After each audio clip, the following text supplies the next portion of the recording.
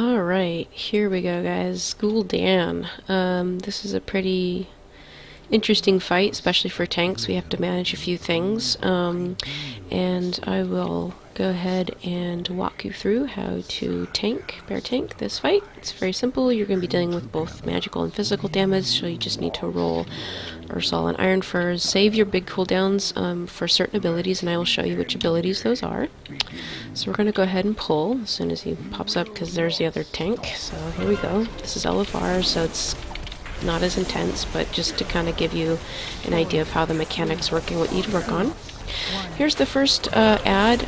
I'm going to go ahead and taunt him, and some people like him tanked on the boss until the other ads spawn. Doesn't really matter, but you're definitely going to want to get it out of this middle.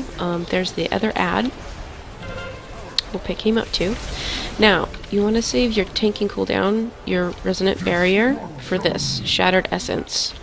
That will one-shot you in normal and heroic for sure, so you absolutely have to make sure that you save your tanking cooldown for that ability if you are tanking Fel Lord. Otherwise, you will be one-shot.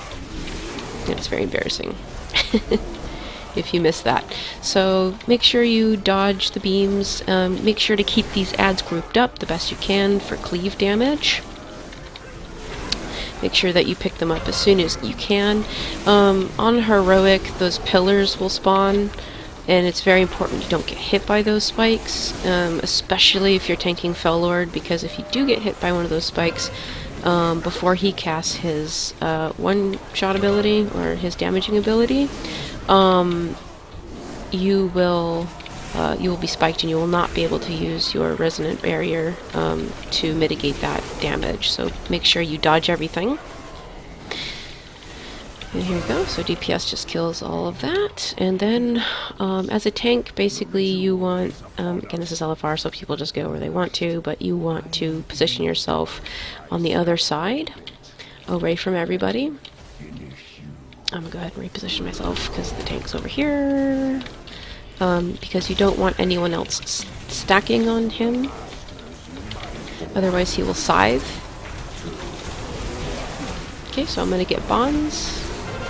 So there's my bonds. This is when you want to save your cooldowns. So you save your survival instincts for that. So you save your big cooldowns for breaking your bonds. The biggest thing with this guy is you need to make sure that you position yourself accordingly. Just to the side of the boss, and you dip in and out of Gul'dan's frontal cone. That will cause him to cleave, like this. Okay, resetting his energy, and you want to do this right around 30 to 40 energy, or right before like a big empowered hellfire or eyes, that kind of stuff. Make sure your other tank doesn't get wrecked by that ability. So we'll dip in again just to show you. There you go.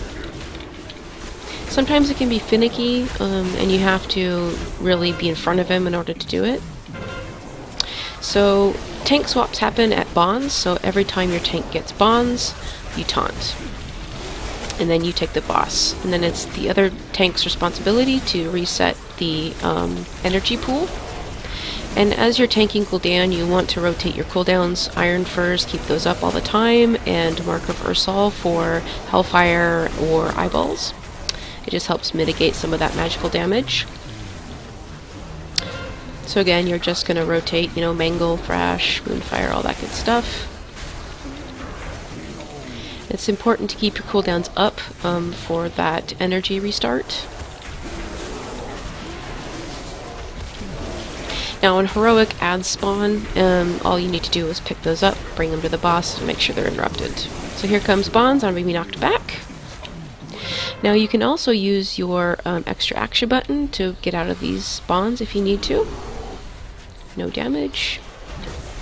Okay, so here we go. And now it's my turn to make sure that his energy is reset.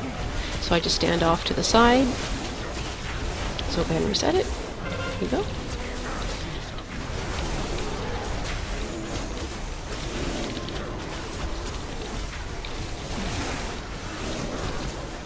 Go ahead and reset. And whatever you feel comfortable doing, obviously the less energy he has, the less damage he's going to do. So again, it's really good to make sure that you reset Gul'dan's energy pool, especially before like a really big, like Empowered Eyes or Hellfire, that kind of stuff. It just helps mitigate that damage.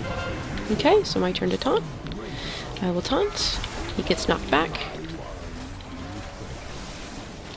So the DPS need to kill the eyeballs pretty quick.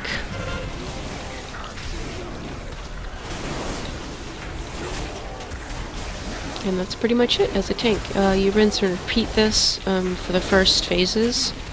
First couple phases. Just taunt swapping at Empowered Bonds and dipping in and out to reset Gul'dan's energy pool. The last phase is very similar. All you need to do is pull him to the edge of the platform after the wind phase, and I will show you that as soon as we get there. Again, I'm just rotating cooldowns, Iron Furs. Okay, so phase transition. So what we're going to do is we're going to go ahead and pull him to the edge of the room. So remember to stay close so that way you don't get knocked off the platform. Very important. Surrender. Okay, so we'll pull him. We'll go over here since the other tank's over here. Just to one of these edges here. And pretty much you're going to rinse and repeat. He no longer get knocked back because there's no more bonds. But in normal and, in heroic, tanks need to swap every time they get the debuff, the fire debuff, so that they can move it out of the group. So since he's tanking, I'm going to make sure that his energy is reset. And there's kind of not a whole lot in normal and LFR to do here as a tank or the off tank. You're just making sure you're resetting the boss's energy pool. And see, sometimes it's finicky, so we gotta kind of find. There you go. Right, Black Harvest. You want to save your Mark of Versal for this. I'm actually going to go ahead and taunt the boss to get him out of the fire, because that's not really good positioning, so I'm going to go ahead and taunt him out of the fire. Reposition him. There we go. Sometimes melee is bad and they'll drop fire around the boss, and you just have to make sure that you position the boss so people aren't standing in it. There I save my Stampeding Roar. And you can just hang out at your next position. So normally I tank him across the board, but this tank decided to take him over here. I just go straight across the room because that way you can avoid the entire storm. Go ahead and reset. There you go. His energy.